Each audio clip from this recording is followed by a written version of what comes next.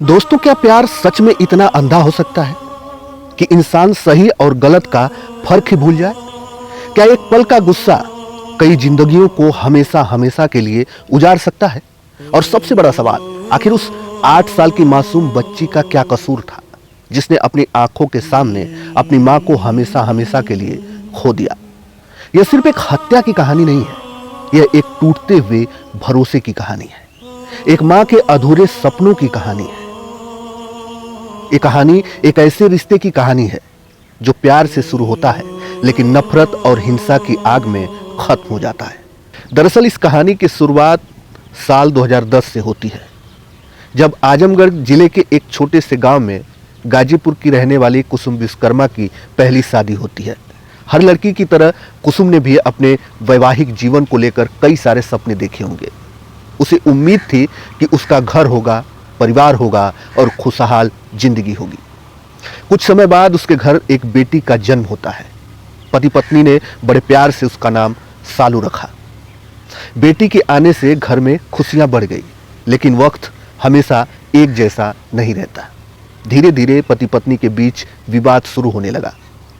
छोटी छोटी बातें बड़े झगड़ों में तब्दील होती चली गई। हालात इतने बिगड़ गए कि आखिरकार दोनों का रिश्ता टूट गया और तलाक हो गई। तलाक के बाद कुसुम अपनी बेटी सालू को लेकर मायके लौट आई, लेकिन जिंदगी यही रुकने वाली नहीं थी। अब वो सिर्फ एक बेटी नहीं थी, बल्कि एक माँ थी। उसे अपनी बच्ची का भविष्य बनाना था। उसने तय किया कि वह किसी पर बोझ बनकर नहीं रहेगी। उसने मेहनत करने का फैसला किया। इसी सोच के साथ वह गाजीपुर जिले के सादियाबाद थाना क्षेत्र के दयालपुर इलाके में आकर रहने लगी और सालू लेडीज ब्यूटी पार्लर के नाम से अपना ब्यूटी पार्लर शुरू किया।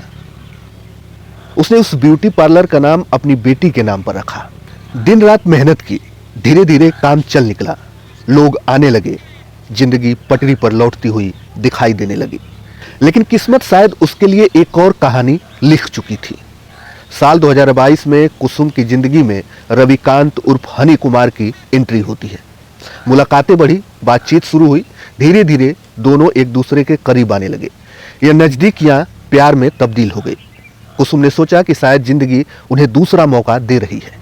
उसने अपने अतीत के सारे दर्द भूलकर रविकांत उर्फ हनी कुमार के साथ रहने का फैसला कर लिया। दोनों साथ रहने लगे। करीब 1 साल तक सब कुछ ठीक चल रहा था, लेकिन फिर रिश्ते की सबसे बड़ी परीक्षा सामने आई। अब कुसुम चाहने लगी थी कि इस रिश्ते को समाज और कानून की मान्यता मिले। उन्होंने हनी कुमार से शादी करने की बात कही। आरोप है कि हनी कुमार ने शादी से सीधे ही इनकार कर दिया। इसके बाद मामला पुलिस तक पहुंचा।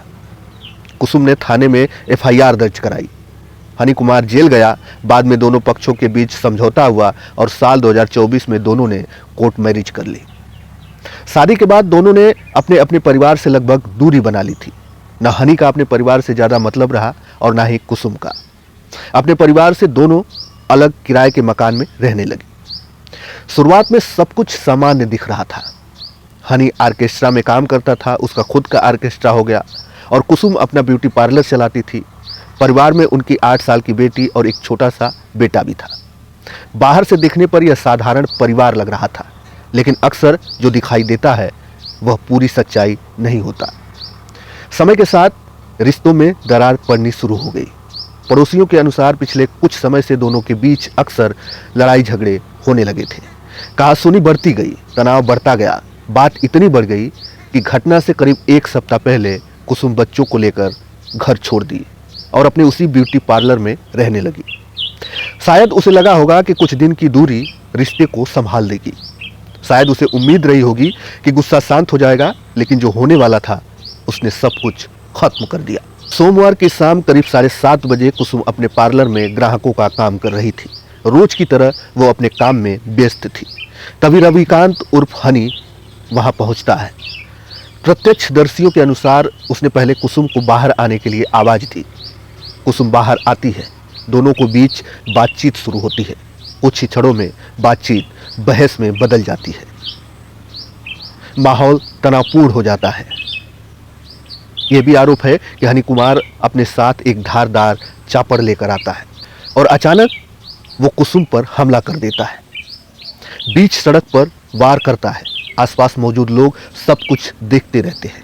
चीख पुकार मच गई। किसी ने आगे बढ़कर रोकने की हिम्मत तक नहीं की। कुछ लोग घबरा गए, कुछ लोग स्तब्ध रह गए और कुछ ही पलों में कुसुम गंभीर रूप से घायल होकर सड़क पर गिर गई। इसी दौरान उसकी 8 साल की बच्ची बाहर आती है। प्रत्यक्षदर्शियों के अनुसार आरोपी ने बच्ची से पूछा कि देखो, तुम्हारी मां मर गई है या जिंदा है। यह दृश्य वहां मौजूद हर व्यक्ति के लिए बेहद दर्दनाक था। एक मासूम बच्ची अपनी मां को सड़कों पर लहूलुहान हालत में तड़पते हुए देख रही थी। उसकी चीखें शायद वहां मौजूद हर इंसान के दिल को चीर रही थी और घायल कुसुम को बचाने की कोशिश की गई, लेकिन कुछ ही देर में उसने दम तोड़ दिया। सूचना मिलते ही पुलिस मौके पर पहुंची। आरोपी को वहीं से हिरासत में ले लिया गया, लेकिन प्रत्यक्षदर्शियों के अनुसार गिरफ्तारी के दौरान भी आरोपी ने किसी तरह का पछतावा नहीं दिखाया। पुलिस ने शव को कब्जे में लेकर पोस्टमार्टम के लिए भेज दिया। मामले की जांच शुरू कर दी। जांच के दौरान पुलिस ने दोनों के वैवाहिक जीवन, पारिवारिक विवाद और हाल के दिनों में हुए झगड़ों की जानकारी जुटानी शुरू कर दी। आसपास के लोगों से पूछताछ की गई। पारिवारिक सदस्यों के बयान दर्ज किए गए। पुलिस अब यह पता लगाने में जुटी हुई थी कि आखिर वो कौन सी परिस्थिति थी जिन्होंने इस रिश्ते को इतना भयावह मंजिल तक पहुंचा दिया। मामले में हत्या का मुकदमा दर्ज कर लिया गया है और आगे की कार्रवाई कानून के अनुसार जारी है। लेकिन इस पूरी कहानी में सबसे बड़ा सवाल अब भी वही है कि आखिरकार हार किसकी हुई। क्या हनी जीत गया? नहीं। अगर आरोप सिद्ध होता है तो उसने अपनी जिंदगी सलाखों के पीछे ढकेल दी। लेकिन क्या कुसुम हार गई? नहीं, उसने अपनी जान गंवा दी। लेकिन सबसे बड़ी हार उन 2 मासूम बच्चों की हुई जिनका बचपन हमेशा हमेशा के लिए बदल गया। एक बेटी जिसने अपनी आंखों के सामने अपनी मां को खो दिया।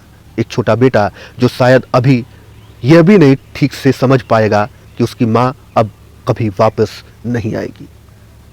एक परिवार बिखर गया, एक घर उजड़ गया, एक बच्ची की हंसी हमेशा के लिए बदल गई। मां का आंचल छीन गया, बच्चों का सहारा खत्म हो गया। यह घटना सिर्फ एक आपराधिक मामला नहीं है, यह हमें यह भी सोचने पर मजबूर करती है कि जब रिश्तों में संवाद खत्म हो जाता है, जब गुस्सा इंसान पर हावी हो जाता है और जब विवाद का समाधान बातचीत की जगह हिंसा में खोजा जाता है, तब उसका अंजाम सिर्फ और सिर्फ बर्बादी होता है। अब कानून अपना काम करेगा। अदालत तथ्यों और साक्ष्यों के आधार पर अपना फैसला सुनाएगी। लेकिन जो परिवार टूट गया, जो बच्चे मां के साये से वंचित हो गए, जो भरोसा हमेशा के लिए बिखर गया, उसे शायद कोई फैसला कभी वापस नहीं ला पाएगा। एक पल का गुस्सा कई जिंदगियां तबाह कर देती है। रिश्ते सम्मान, विश्वास और संवाद से चलते हैं, हिंसा से नहीं। यही इस दर्दनाक घटना का सबसे बड़ा सबक है। यदि किसी रिश्ते में मतभेद हो तो उसका समाधान कानून और संवाद के रास्ते से ही तलाशना चाहिए, क्योंकि हिंसा किसी समस्या का समाधान नहीं बल्कि नई त्रासदियों की शुरुआत बन जाती है। अब इस कहानी में किसे क्या मिला, आप सब कमेंट करके हमें अवश्य बताइएगा और इस वीडियो को ज़्यादा से ज़्यादा शेयर करके उन तमाम लोगों तक पहुंचाइएगा जिन्हें इस कहानी से सीख मिले। वो सीख नहीं जो इस कहानी का अंत हिंसक रूप से खत्म होता है। इस कहानी से वो सीख मिले कि ऐसा करने से एक परिवार बिखर जाता है, टूट जाता है, बच्चे अनाथ हो जाते हैं। धन्यवाद।